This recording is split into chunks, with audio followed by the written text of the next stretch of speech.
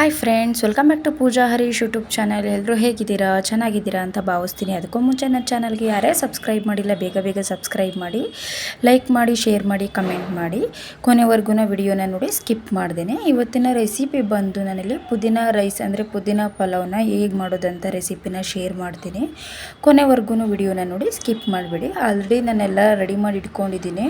ಪುದೀನ ಸೊಪ್ಪು ಮತ್ತು 2 ಟೊಮೊಟೊ, ಹಸಿ ಬಟಾಣಿ ಮತ್ತು ಕಾಯಿನ ಅಂದರೆ ಕಟ್ ಮಾಡಿದ್ದೀನಿ, ಹಸಿ ಕಾಯಿನೇ ಅದು. ಹಸಿರು ಮೆಣಸಿನ್ಕಾಯಿ, ಶುಂಠಿ, ಬೆಳ್ಳುಳ್ಳಿ ಎಲ್ಲ ನಾನು ರೆಡಿ ಮಾಡಿ ಇಟ್ಕೊಂಡಿದ್ದೀನಿ. ಮತ್ತು ಕೊತ್ತಂಬರಿ ಸೊಪ್ಪನ್ನು ಕೂಡ ಜಾರಿಗೆ ಹಾಕಿಟ್ಟಿದ್ದೀನಿ. ಕೊತ್ತಂಬರಿ ಸೊಪ್ಪು ಸ್ವಲ್ಪ ಹಾಕಿ, ಕೊತ್ತಂಬರಿ ಸೊಪ್ಪಿಗಿನ ಒಂದು ಅಂದರೆ ಪುದೀನ ರೈಸ್ ಆಗಿರೋದ್ರಿಂದ 2-3 ಹಿಡಿಯಷ್ಟು ಸ್ವಲ್ಪ ಜಾಸ್ತಿನೇ ಹಾಕಿ ಪುದೀನ ಸೊಪ್ಪನ್ನ. ತುಂಬ ಚೆನ್ನಾಗಿರುತ್ತೆ ಟೇಸ್ಟು ಕೂಡ. ನೀವು ಒಂದು ಸಲ ಮಾಡಿದ್ರೆ ಸಾಕು, ನಿಮಗೇ ಇಷ್ಟ ಆಗುತ್ತೆ. ನಾನಿಲ್ಲಿ ಖಾರ ರುಬ್ಬೋದಕ್ಕೆ ಅಂತ ಹಸಿರು ಮೆಣಸಿನ್ಕಾಯಿ, ಬೆಳ್ಳುಳ್ಳಿ ಮತ್ತು ಶುಂಠಿ, ಪುದೀನ, ಕೊತ್ತಂಬರಿ ಸೊಪ್ಪು ಅಂದರೆ ಕಟ್ ಮಾಡಿ ಇಟ್ಕೊಂಡಿರೋ ಹಸಿಕಾಯಿನೂ ಕೂಡ ಸೇರಿಸ್ಕೊತಿದ್ದೀನಿ. ಒಂದು ಸೈಡಲ್ಲಿ ರುಬ್ಬಿ ಎತ್ತಿಟ್ಕೊಳ್ಳಿ. ನೆಕ್ಸ್ಟ್ ಇಲ್ಲಿ ನಾನಿಲ್ಲಿ ಈರುಳ್ಳಿನೂ ಕೂಡ ಅಂದರೆ ಕಟ್ ಮಾಡಿ ಇಟ್ಕೊಂಡಿದ್ದೀನಿ. ನಾನು ಮುಂಚೆನೇ ಒಂದು 1/4 ಗಂಟೆ ಮುಂಚೆನೇ ಅಕ್ಕಿನೂ ಕೂಡ ನೆನೆ ಹಾಕಿ ಇಟ್ಟಿದ್ದೀನಿ. ಮಸಾಲ ಸ್ಪೈಸಸ್ನು ಕೂಡ ರೆಡಿ ಮಾಡಿ ಇಟ್ಕೊಂಡಿದ್ದೀನಿ.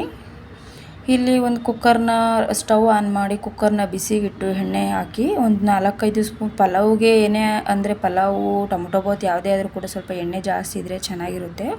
ತುಪ್ಪ ಹಾಕ್ಕೊಳೋದಿದ್ರೆ 1-2 ಸ್ಪೂನ್ ಹಾಕ್ಕೊಳ್ಳಿ. ನಾನಿಲ್ಲಿ ಸ್ಕಿಪ್ ಮಾಡಿದ್ದೀನಿ. ಮಸಾಲ ಸ್ಪೈಸಸ್ಸು ಕೂಡ ಸೇರಿಸಿದ್ದೀನಿ. ನೆಕ್ಸ್ಟ್ ಇಲ್ಲಿ ಕಟ್ ಮಾಡಿ ಇಟ್ಕೊಂಡಿರೋಂತಹ ಈರುಳ್ಳಿನೂ ಕೂಡ ಹಾಕಿದ್ದೀನಿ. ತುಪ್ಪ ಬಂದು ತುಂಬ ಅಂದರೆ ಟೇಸ್ಟು ಚೆನ್ನಾಗಿರುತ್ತೆ, ಒಳ್ಳೆಯದು ಹೆಲ್ತಿಗೂ ಕೂಡ. ನಾನಿಲ್ಲಿ ಎಣ್ಣೆ ಮಾತ್ರ ಸೇರಿಸಿದ್ದೀನಿ. ಒಗ್ಗರಣೆಯಲ್ಲಿ ಅಂದರೆ ಈರುಳ್ಳಿ ಕೂಡ ಮಾಗಿ ಆಯಿತು. ನೆಕ್ಸ್ಟ್ ಇಲ್ಲಿ ನಾನು ಹಸಿ ಬಟಾಣಿ ಸುಲಿದು ಇಟ್ಕೊಂಡಿದ್ದೆ, ಅದನ್ನು ಕೂಡ ಸೇರಿಸಿದ್ದೀನಿ. ಅದನ್ನು ಕೂಡ ಚೆನ್ನಾಗಿ ಮಾಗೋವರೆಗೂ ಚೆನ್ನಾಗಿ ಕೈಯಾಡ್ಕೊಳ್ಳಿ. ಕಟ್ ಮಾಡಿ ಇಟ್ಕೊಂಡಿರೋ 2 ಟೊಮೊಟೊನೂ ಕೂಡ ಸೇರಿಸ್ತಿದ್ದೀನಿ. ಟೊಮೊಟೊನೂ ಕೂಡ ಚೆನ್ನಾಗಿ ಮಾಗೋವರೆಗೂ ಚೆನ್ನಾಗಿ ಕೈಯಾಡಿ.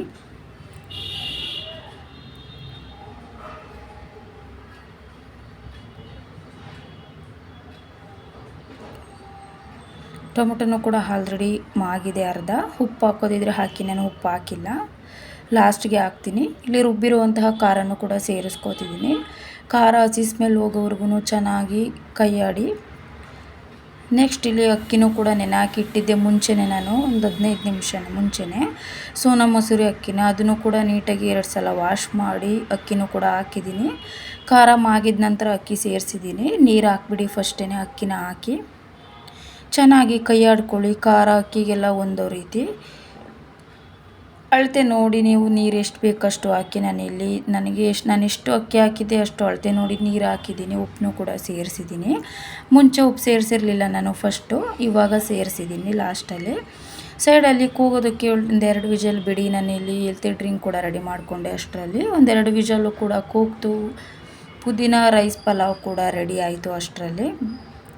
ತುಂಬ ಚೆನ್ನಾಗಿ ಬಂದಿದೆ ಫ್ರೆಂಡ್ಸ್, ನೀವು ಕೂಡ ಟ್ರೈ ಮಾಡಿ. ತುಂಬ ಇಷ್ಟಪಟ್ಟು ತಿಂತಾರೆ ಮನೆಯಲ್ಲೂ ಕೂಡ. ತುಂಬ ಚೆನ್ನಾಗಿ ಬಂದಿದೆ.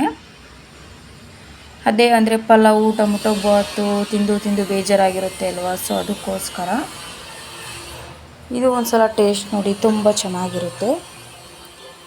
ನೆಕ್ಸ್ಟು ನಾನಿಲ್ಲಿ ಒಂದು ಏರ್ ಟಿಪ್ಸ್ನು ಕೂಡ ನಿಮ್ಮ ಹತ್ರ ಶೇರ್ ಮಾಡ್ತಿದ್ದೀನಿ. ಅದೇನೆಂದರೆ ಅಗಸೆ ಬೀಜನ ಬಿಸಿ ನೀರಿಗೆ ಹಾಕಿ ಚೆನ್ನಾಗಿ ಅದು ಜೆಲ್ ಬರೋವರೆಗೂ ಚೆನ್ನಾಗಿ ಬಿಸಿ ನೀರಲ್ಲಿ ಕುದಿಸಿ ತಣ್ಣಗಾದ ನಂತರ ಅದು ತಲೆ ಕೂದಲಿಗೆ ಹಾಕೋದ್ರಿಂದ ಅಂದರೆ ಹಚ್ಚೋದ್ರಿಂದ ತಲೆ ಕೂದಲು ಕೂಡ ಚೆನ್ನಾಗಿ ಬೆಳೆಯುತ್ತೆ ಮತ್ತು ತಂಪಾಗಿರುತ್ತೆ. ಬಾಡಿಗೆ ಕೂಡ ತುಂಬ ಒಳ್ಳೆಯದು. ಕೆಲವರು ಇದನ್ನು ಅಂದರೆ ಫುಡ್ಡಲ್ಲೂ ಕೂಡ ಯೂಸ್ ಮಾಡ್ತಾರೆ, ನೀರಿಗೆ ಹಾಕ್ಕೊಂಡು ಕೂಡ ಕುಡಿತಾರೆ. ಆಲ್ರೆಡಿ ನಾನಿಲ್ಲಿ ಒಂದು 4 ಗ್ಲಾಸಷ್ಟು ನೀರು ಇಟ್ಟಿದ್ದೀನಿ. ನೀರು ಕೂಡ ಕುದಿಯೋದಕ್ಕೆ ಸ್ಟಾರ್ಟ್ ಆಗಿದೆ. 2 ಸ್ಪೂನಷ್ಟು ನಾನಿಲ್ಲಿ ಅಗಸೆ ಬೀಜನ ಕುದಿಯೋ ನೀರಿಗೆ ಸೇರಿಸಿದ್ದೀನಿ. ಬೇರೆ ಏನೂ ಹಾಕಿಲ್ಲ, ಅಗಸೆ ಬೀಜ ಮಾತ್ರ ಸೇರಿಸಿದ್ದೀನಿ ಅಷ್ಟೇ. ಚೆನ್ನಾಗಿ ಕುದಿಬೇಕು. ಲೋ ಫ್ಲೇಮಲ್ಲೇ ಇಟ್ಟು ಚೆನ್ನಾಗಿ ಕುದಿಸ್ಬೇಕು. ಅದು ಜೆಲ್ಲಿ ಬರೋವರೆಗೂ ಕುದಿಸ್ಬೇಕು. ನೋಡಿ, ಅರ್ಧ ಆಲ್ರೆಡಿ ಕುದ್ದಿದೆ ನೋಡಿ, ಲೈಟಾಗಿ ಬಂದಿದೆ ಜೆಲ್ಲಿ. ನೀವು ಎಷ್ಟು ನೀರು ಬೇಕು ಅಷ್ಟನ್ನು ಹಾಕ್ಕೊಳ್ಳಿ. ನಾನು ಸ್ವಲ್ಪ ಜಾಸ್ತಿನೇ ಹಾಕಿದ್ದೀನಿ, ನನಗೆ ಜಾಸ್ತಿ ಬೇಕು ಅದಕ್ಕೋಸ್ಕರ. ಅಗಸೆ ಬೀಜನ ಸ್ವಲ್ಪ ಕಡಿಮೆನೇ ಹಾಕ್ಕೊಳ್ಳಿ, ನೀರನ್ನ ಜಾಸ್ತಿನೇ ಹಾಕ್ಕೊಳ್ಳಿ. ಕುದೀತಾ ನೀರು ಇಂಗುತ್ತೆ ಅಲ್ವ, ಅದಕ್ಕೋಸ್ಕರ ನೀರು ಸ್ವಲ್ಪ ಜಾಸ್ತಿನೇ ಹಾಕ್ಕೊಳ್ಳಿ. ಆಲ್ರೆಡಿ 3/4% ಇಲ್ಲಿ ಆಲ್ರೆಡಿ ಜೆಲ್ಲಿ ಬರ್ತಾ ಇದೆ. ಚೆನ್ನಾಗಿ ಕುದೀತಾನೂ ಕೂಡ ಇದೆ. ಅಗಸೆ ಬೀಜ ಬಿಟ್ಟು ಬೇರೆ ಏನನ್ನೂ ಹಾಕಿಲ್ಲ ನಾನು, ಅದೊಂದೇ ಹಾಕಿರೋದು. ಲಾಸ್ಟಿಗೆ ಸ್ಟವ್ನ ಆಫ್ ಮಾಡಿಕೊಂಡು ಜೆಲ್ಲಿ ಎಲ್ಲ ಬಂದಾಗಿದೆ ಆಲ್ರೆಡಿ ಜೆಲ್ಲಿ ಟೈಪು. ಒಂದು ಬೌಲ್ ಇಟ್ಕೊಂಡು ಅದಕ್ಕೆ ದೊಡ್ಡದು ಅಂದರೆ ದೊಡ್ಡ ಕಣ್ಣಿಂದು ಅಂದರೆ ಜರಡಿ ಬರುತ್ತಲ್ವ, ಕಾಫಿ ಸೋಸ್ತೀವಲ್ವ, ಅದಕ್ಕಿಂತ ಸ್ವಲ್ಪ ದೊಡ್ಡದಿದ್ರೆ ಸಾಕು.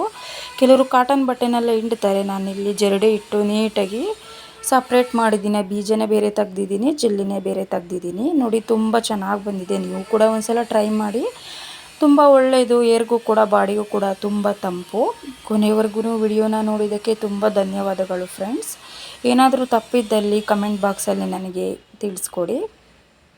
ನೀವು ಕೂಡ ಈ ರೆಸಿಪಿನೂ ಒಂದ್ಸಲ ಟ್ರೈ ಮಾಡಿ, ಮತ್ತು ಹೇರ್ ಟಿಪ್ಸ್ನೂ ಕೂಡ ಒಂದ್ಸಲ ಟ್ರೈ ಮಾಡಿ. ಇವಾಗ ತುಂಬ ಬಿಸಿಲಿರೋದ್ರಿಂದ ಏರ್ಗೂ ಕೂಡ ತುಂಬ ಒಳ್ಳೆಯದು, ಬಾಡಿಗೂ ಒಳ್ಳೆಯದು. Thank you so much friends.